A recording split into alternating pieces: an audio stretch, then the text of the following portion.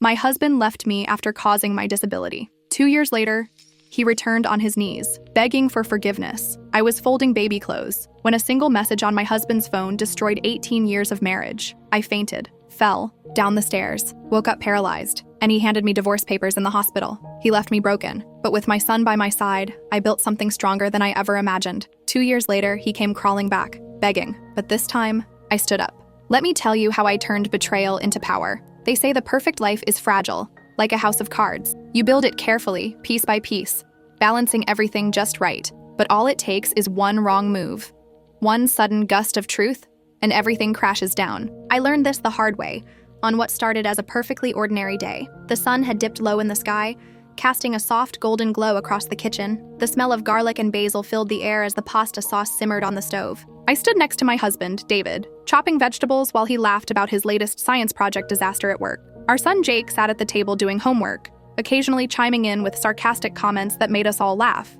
It was one of those simple evenings full of small comforts and familiar routines, moments I had learned to cherish without even realizing it. David's phone buzzed on the kitchen counter. It vibrated against the marble surface, lighting up with a message preview. I didn't think anything of it at first. Phones buzz all the time, but the message caught my eye. It read, "Miss you already. Today was perfect." Jake looked up from his notebook, rolling his eyes. Dad left his phone in the kitchen again. He said casually, "I'll take it upstairs to him." "I'll do it," I replied, reaching for the phone. I hadn't meant to snoop. That wasn't my intention, but something about that message pulled at me. A strange feeling twisted in my stomach. I told myself I was just checking, just making sure it wasn't a misunderstanding. But it wasn't a misunderstanding. I unlocked the phone with ease. David had never kept it locked from me before and tapped the message.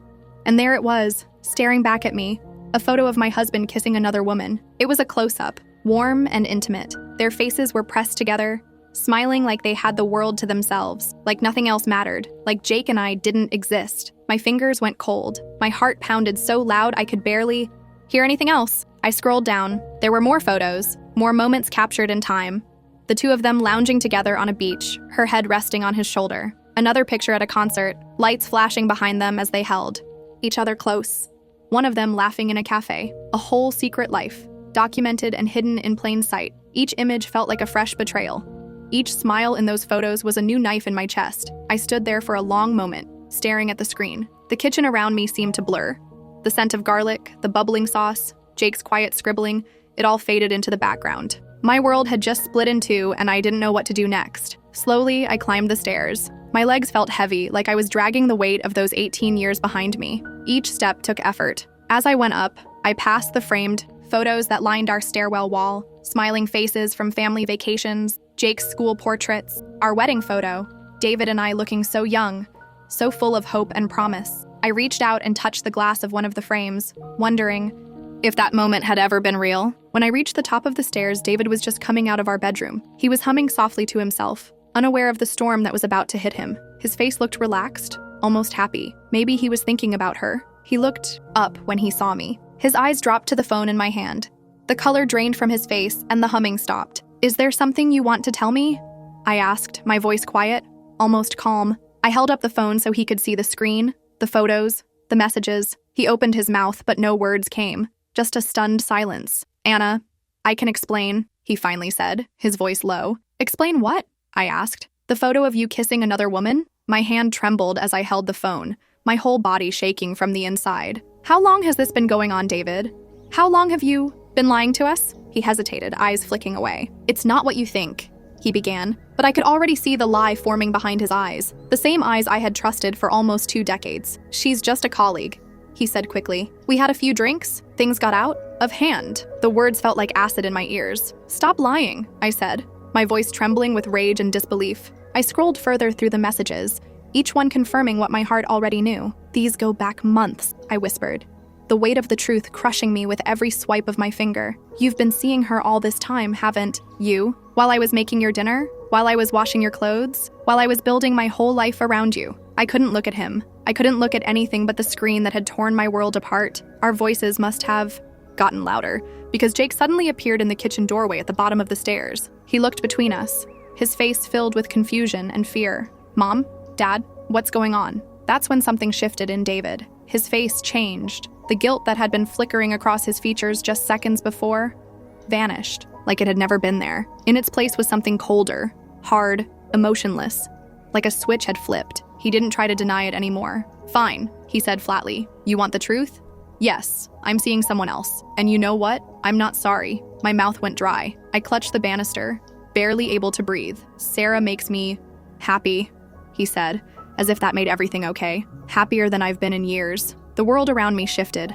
The floor seemed to tilt, and my vision narrowed until all I could see were the shadows at the edges. A rush of blood pounded in my ears. My fingers lost their grip on his phone, and it slipped from my hand, clattering to the floor. I reached for the banister to steady myself, but my hand missed. The staircase rushed up to meet me. My last glimpse was Jake's terrified face, his mouth open in a silent scream as I collapsed. Then darkness. Somewhere in that darkness, I heard my son's voice, frantic and shaking. "Mom, hold on, I've called 911. Pain blossomed in my lower back, sharp and deep, radiating outward in waves.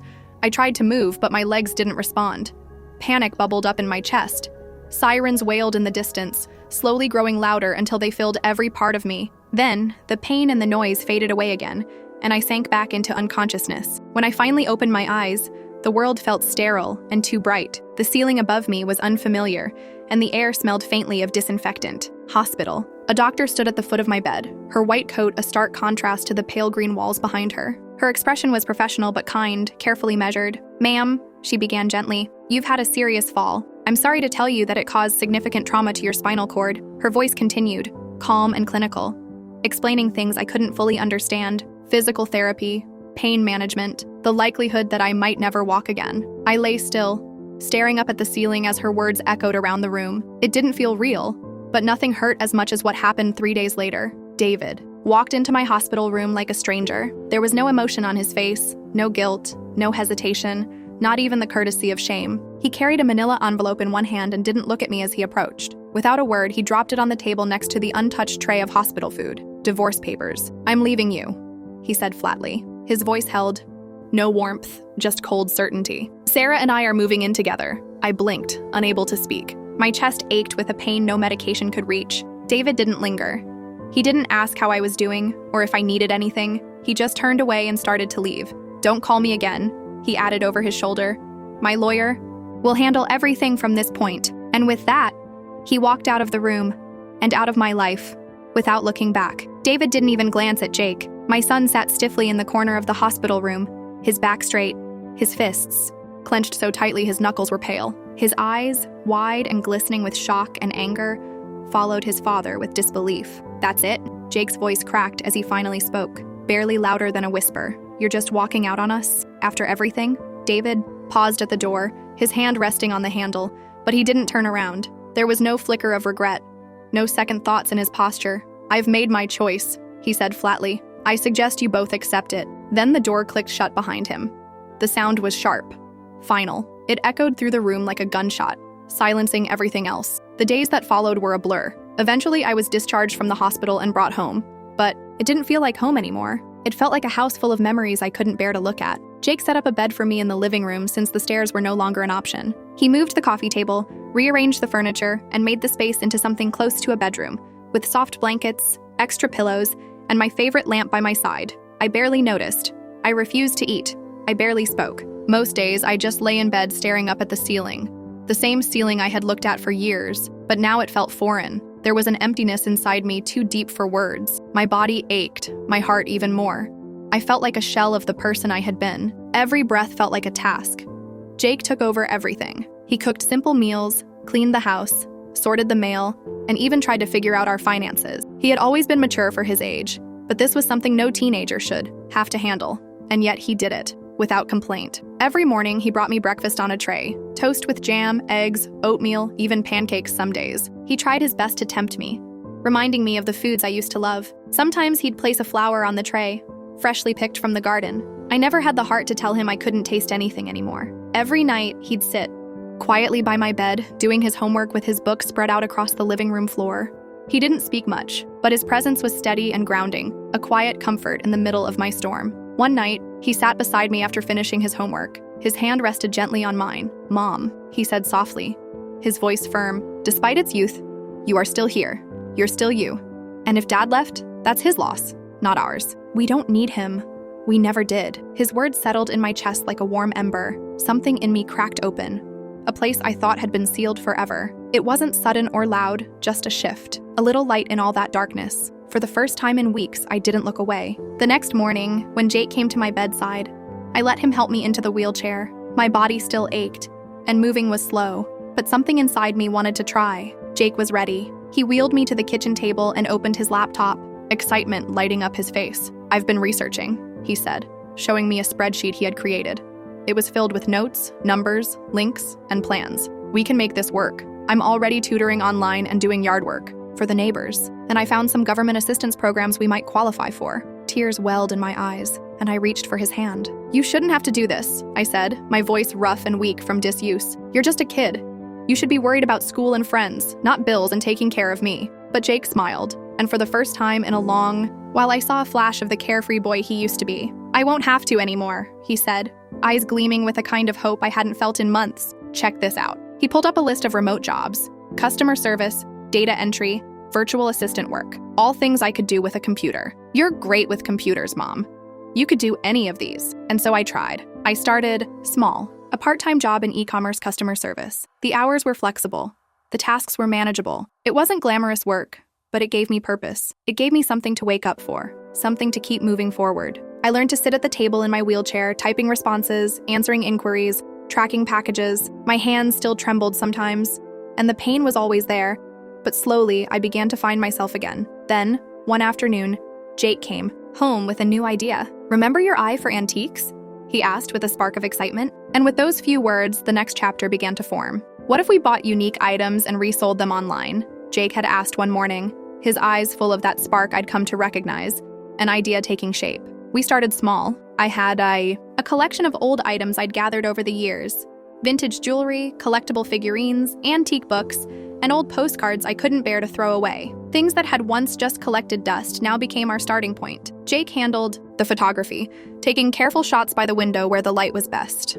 He studied online tutorials and learned how to showcase each item, adjusting angles and lighting to make them shine. He also managed the shipping, carefully wrapping every order in brown paper and bubble wrap, making sure each package arrived safe and presentable. I took care of the storefront, writing descriptions, handling messages, managing inventory. It gave me a sense of purpose I hadn't felt in a long time. Our first sale felt like a miracle. The notification came in while we were sitting at the kitchen table, and for a moment we just stared at the screen, unable to believe it. Then came another sale, and another. Each small success felt like a brick placed back into the foundation of my life, something David had tried to tear down. 2 years passed, slowly but steadily. What began as a side project turned into a real business. We learned which items sold best, how to find hidden treasures at estate sales, thrift stores, and flea markets. We built relationships with collectors and loyal customers. We reinvested every dollar, growing our inventory, improving our systems, and learning more about the world of online retail. The pain in my body never completely left. It remained a dull ache that would sometimes flare into something sharper,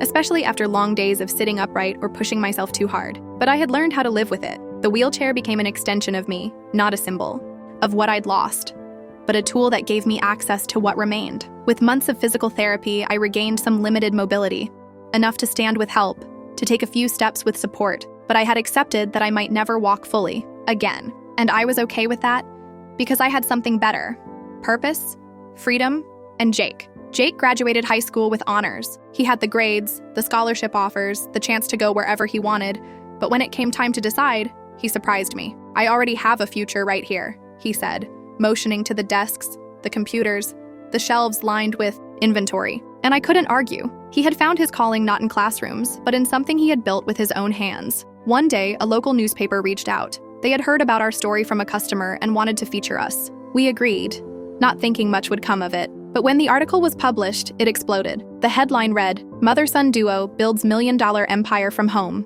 We were proud, but I should have known the story would reach him. It was a quiet Saturday afternoon when it happened. Jake was cleaning out old shipping boxes in the front hall when there was a knock at the door.